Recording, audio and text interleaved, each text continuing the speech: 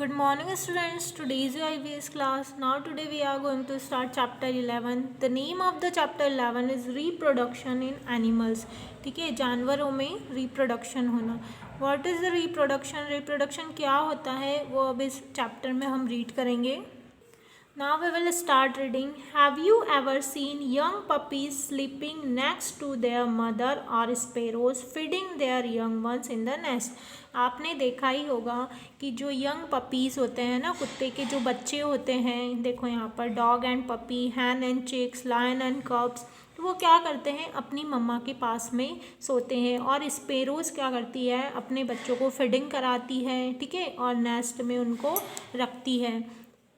तो ये सब चीज़ें हमने नेचुरली प्रकृति में हम देखते हैं. तो ये सब क्या है इसके बारे में इस चैप्टर में हम रीड करेंगे. Now come on page number 72.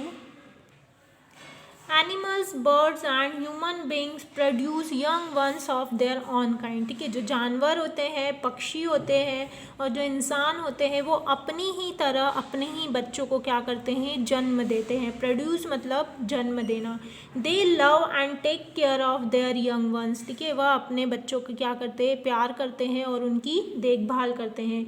The process by which living beings produce young ones of their own kind is known as reproduction. ठीक है, ये जो प्रोसेस होती है कि अपनी ही तरह अपने ही यंग वंस को, अपने ही बच्चों को जन्म देना, अपनी ही जाति के जो बच्चे होते हैं अपनी ही तरह जो दिखाई देते हैं उनको जन्म देना क्या कहलाता है, रिप्रोडक्शन कहलाता है. जैसे अगर शेर है तो शेर से शेर का बच्चा जन्म लेगा, इंसान है तो इंसान से इंसानों का बच्चा जन्म लेगा. ठीक है, पक्षी है तो पक्षी से पक्षी के ही बच्चे जन्म लेंगे. तो ये चीज़ें क्या कहलाती है, reproduction.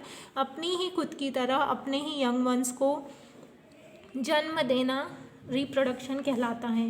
Reproduction is an important process for the existence of life on the earth. ठीक है, पृथ्वी पर जीवन की उत्पत्ति को बनाए रखने के लिए, जीवन को बनाए रखने के लिए जो रिप्रोडक्शन है कि बहुत ही महत्वपूर्ण प्रोसेस है.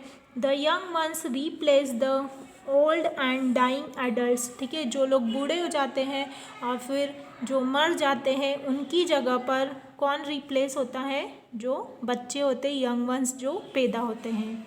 Ways in which animals reproduce. ठीक है, यहाँ पर एनिमल मतलब जानवरों में जो रिप्रोडक्शन होता है उसके तरीके बताए हैं कि किस तरीके से बच्चे पैदा होते हैं. Animals reproduce in 2 ways. जो जानवर है वो 2 तरीके से रिप्रोड्यूस करते हैं. बाय लेइंग एग्स, अंडे देकर, and by giving birth to babies, और बच्चों को जन्म देकर. वो 2 तरह से अपनी ही तरह की प्रजाति के लोगों को पैदा करते हैं. फर्स्ट है एग लेइंग एनिमल्स. ठीक है, अंडे देने वाले जानवर कौन से होते हैं. Animals that lay egg and hatch them are called oviparous. For example birds, insects, reptiles and fish. ठीक है, ऐसे जानवर जो अंडे देते हैं और अपने अंडों को सेते हैं, अंडे सेना, ठीक है, इसको हैच कहते हैं. और फिर उसमें से फिर क्या निकलता है, अंडे से बच्चे का निकलना. ऐसे जानवरों को ओविपारस कहा जाता है. एग्जाम्पल के लिए जो पक्षी होते हैं वो अंडे देते हैं, फिर अंडे से उनका बेबी निकलता है उनके ही जैसा. इंसेक्ट भी छोटे छोटे अंडे देते हैं और उसी से उन दूसरे इंसेक्ट बनते हैं. रेप्टाइल्स जैसे सांप है, ठीक है, जो रेंगने वाले जो होते हैं, रेप्टाइल्स जो होते हैं. एंड फिश जो होती है, फिश भी क्या करती है, मछली भी अंडे देती है. The young once which come out of the eggs may initially look very different from the adults. ठीक है, ऐसे बच्चे जो अंडे से बाहर आते हैं वो स्टार्टिंग में इनिशियली मतलब प्रारंभ में बहुत अलग दिखते हैं. जब वो बड़े होते हैं उससे बहुत ही क्या दिखते हैं, अलग दिखते हैं. फॉर एग्जांपल देखो यहाँ पर आपको एक पिक्चर दी हुई है. इस पिक्चर से आप समझिए life cycle of a frog. Okay, यहाँ पर ये क्या है, एग्स है, फ्रॉग के एग है. फिर ये अर्ली टैडपोल है, जो मेंढक का बच्चा होता है उसको टैडपोल कहा जाता है. तो वो ऐसा दिखाई देता है. फिर टैडपोल विथ लेग्स, फिर उसके लेग्स आते हैं. फिर फ्रॉगलेट, फिर उसका पूरा शरीर बनता है और फिर वो बड़ा होता है तो वो एडल्ट फ्रॉग इस तरह से बनता है.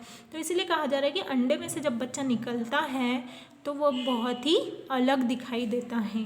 ओके,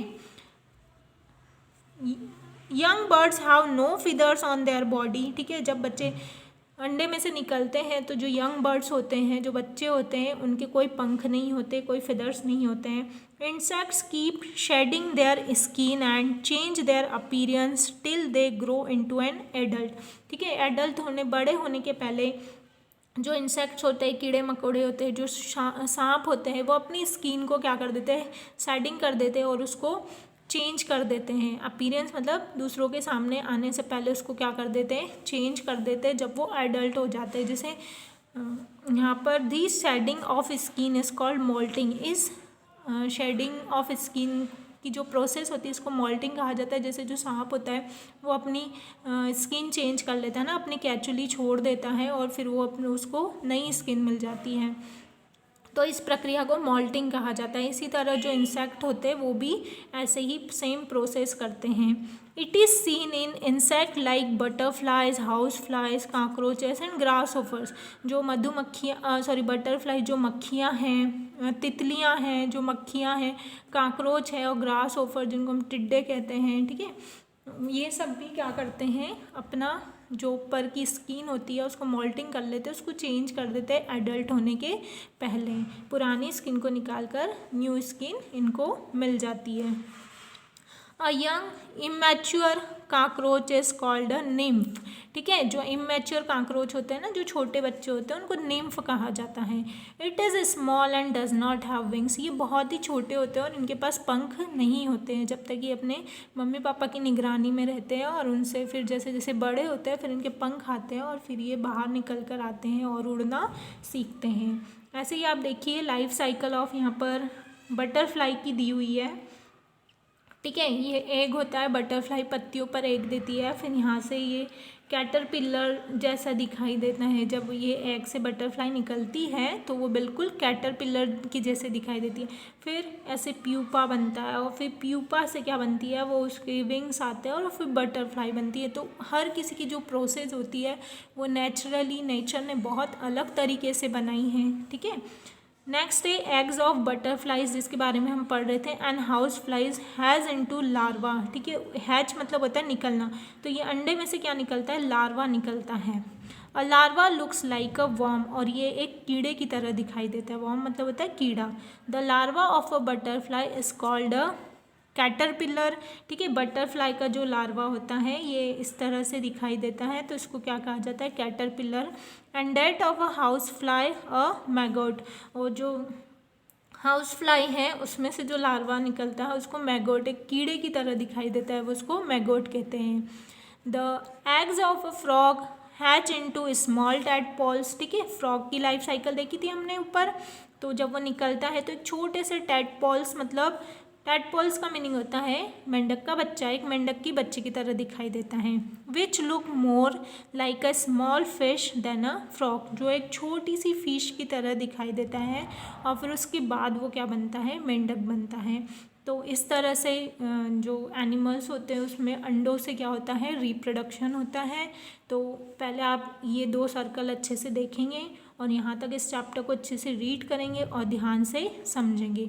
अब इसके आगे का जो चैप्टर है वो हम नेक्स्ट वीडियो में डिस्कस करेंगे। तो यहाँ तक आपको चैप्टर को अच्छे से समझना है और उसको रीड करना है, और जो वर्ड का मीनिंग आपको समझ में नहीं आता है तो आपको डिक्शनरी की हेल्प लेना है और डिक्शनरी से उसको अच्छे से ढूंढना है। Thank you.